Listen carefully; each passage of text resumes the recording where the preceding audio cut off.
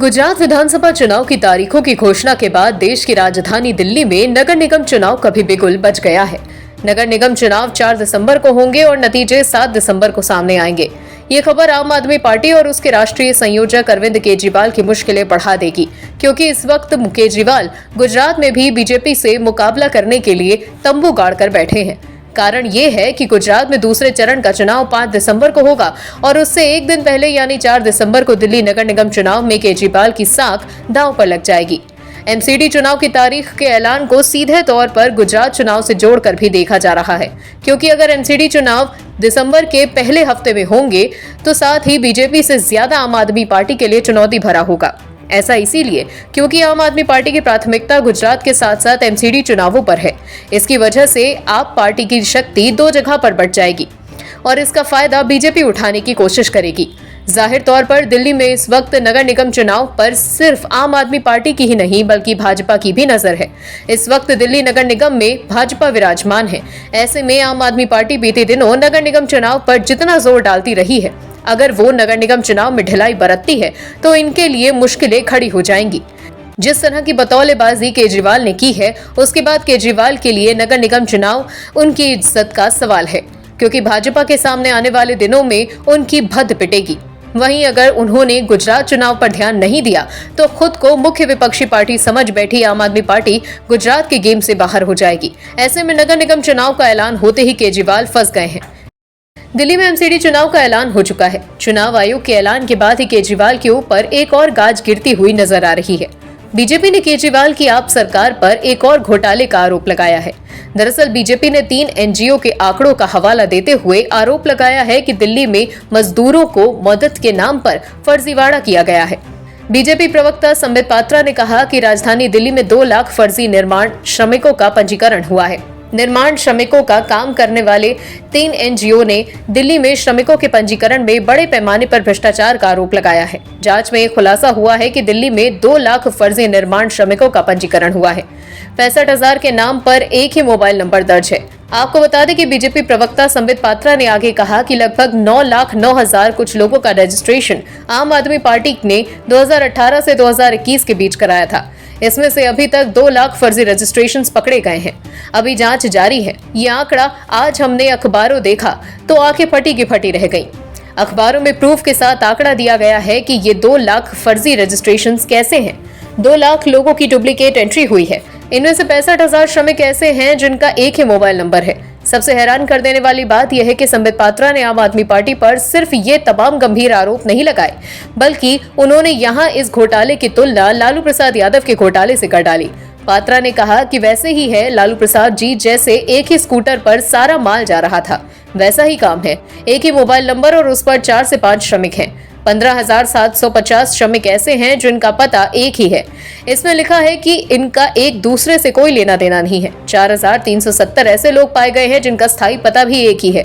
संबित पात्रा ने आगे कहा है कि केजरीवाल भ्रष्टाचार खत्म करने की बात करते हैं, लेकिन 9 लाख में से 2 लाख फर्जी रजिस्ट्रेशन किया। आपको बता दें कि ये बोर्ड मनीष सिसोदिया के तहत आता है, जिसका कॉर्पस अमाउंट है 3,000 करोड़ रुपए। ये 3,000 रुपए इन्हीं बोगस लोगों को बांटे जाएंगे। तो नगर निगम चुनाव से पहले ही बीजेपी ने आम आदमी पार्टी की मुश्किलें बढ़ा दी हैं।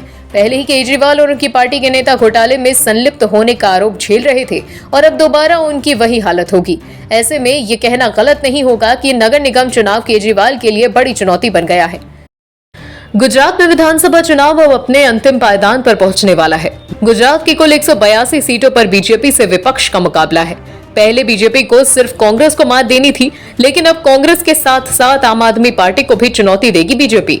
लेकिन सवाल फिर वही उठता है कि आखिर बीजेपी की सत्ता पर 27 साल से काबिज पार्टी को आम आदमी पार्टी और कांग्रेस कैसे चुनौती देगी, क्योंकि गुजरात चुनाव के सर्वे आने शुरू हो गए हैं, जिनमें से 2 सर्वे पर चर्चा शुरू हो गई है।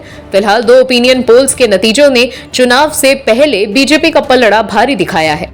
हालांकि इस चुनाव में अगर आम आदमी पार्टी अच्छा प्रदर्शन करती है तो उसका सीधा फायदा बीजेपी को होगा, क्योंकि भाजपा की रणनीति में कांग्रेस का सफाया शामिल है, जिस रणनीति को केजरीवाल साकार बना सकती है। हालांकि बहुमत तो बीजेपी को ही मिल रहा है। दरअसल दोनों ही सर्वे में कांग्रेस की सीटें घटती हुई दिखाई दे रही हैं, तो वहीं आम आदमी पार्टी भी कमाल करती दिखाई देती है।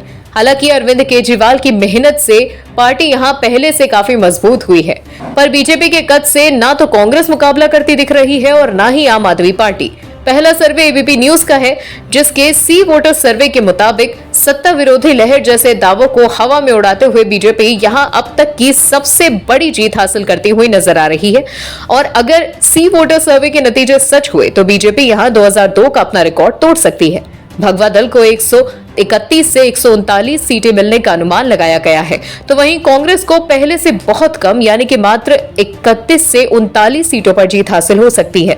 वहीं गुजरात के चुनावी संग्राम में पहली बार शक्ति आजमाने वाली आम आदमी पार्टी को भी महज 7 से 15 सीटें मिल सकती हैं। अन्य के खाते में 0 से 2 सीटें जाने की बात कही जा रही है। लेकिन यहाँ दिलचस्प बात यह है कि सिर्फ एक ही सर्वे में बीजेपी बाजी नहीं मार रही, बल्कि इंडिया टीवी ने भी एक सर्वे करवाया जिनके मुताबिक भगवा दल को 119 सीटें मिलने का अनुमान लगाया गया है। यानी फिर एक बार बीजेपी की सरकार बनती दिख रही है। पिछली बार भाजपा को कड़ी टक्कर देने वाली कांग्रेस के हाथ में 59 सीटें आ सकती हैं। वहीं पहली बार सभी सीटों पर लड़ रही आम आदमी पार्टी को 3 सीटें मिलने की भविष्यवाणी की गई है। अन्य को 1 सीट मिल सकती है। ऐसे में कहना गलत नहीं होगा कि आम आदमी पार्टी को फायदे से सीधा फायदा बीजेपी को होगा। कांग्रेस की मुश्किलें खत्म होने का नाम नहीं ले रही हैं। राहुल गांधी द्वारा भारत जोड़ो यात्रा निकलने और कांग्रेस के अध्यक्ष खड़गे को चुने जाने के बावजूद भी अभी तक कांग्रेस की स्थिति टस से मस नहीं हुई। यानी गुजरात में पहले से ही कांग्रेस की हालत चरमराई हुई है और अब गुजरात चुनाव के बीच ही कांग्रेस को बड़ा झटका लगा है। कांग्रेस सचिव हिमांशु व्यास ने पार्टी के प्रभारी पद से इस्तीफा दे दिया है। उन्होंने पार्टी के राष्ट्रीय अध्यक्ष मल्लिकार्जुन खड़गे को अपना इस्तीफा सौंप दिया है और कांग्रेस से इस्तीफा देते ही राजनीतिक गलियारों में चर्चा तेज हो गई है कि हिमांशु भारतीय जनता पार्टी में शामिल होने वाले हैं। सुरेंद्रनगर की वडवान सीट से 2 बार हिमांशु व्यास चुनाव लड़ चुके हैं। हिमांशु व्यास को दोनों बार भाजपा प्रत्याशी ने हरा दिया था और अब जिस पार्टी के प्रत्याशी ने उन्हें हराया वो उसी पार्टी में शामिल होने वाले हैं। हालांकि भाजपा में शामिल होने को लेकर उनका कोई भी आधिकारिक बयान सामने नहीं आया, मगर हिमांशु व्यास और भाजपा के गठजोड़ की पूरी संभावना जताई जा रही है। हैरानी इस बात की है कि कांग्रेस से निकलते ही हिमांशु व्यास कांग्रेस पर फूट पड़े हैं। कांग्रेस से इस्तीफा देने के बाद हिमांशु व्यास ने पार्टी पर आरोप लगाया। उन्होंने कहा कि कांग्रेस में हमें अहमियत नहीं दी जाती और न ही हमारी बात सुनी जाती है। उन्होंने ये भी कहा कि दिल्ली में राहुल गांधी से काफी कम लोग भी मिल पाते हैं, उनसे मुलाकात करना मुश्किल काम है। यानी उन्होंने कांग्रेस में चल रहे वीआईपी कल्चर का पोथी पत्रा खोलकर सामने रख दिया है। वहीं हिमांशु व्यास ने आके ये भी कहा कि गुजरात में एक बार फिर भाजपा की ही सरकार होगी। आम आदमी पार्टी के आने से कांग्रेस नुकसान में है। कांग्रेस से इस्तीफा देने वाले हिमांशु व्यास ने यह भी कहा कि पूरे समर्पण के साथ काम करने के बावजूद पार्टी में महत्व नहीं है। उन्होंने प्रधानमंत्री नरेंद्र मोदी की तारीफ की। उन्होंने कहा कि प्रधानमंत्री मोदी ने विदेशों में देश की मजबूत स्थिति बनाई है।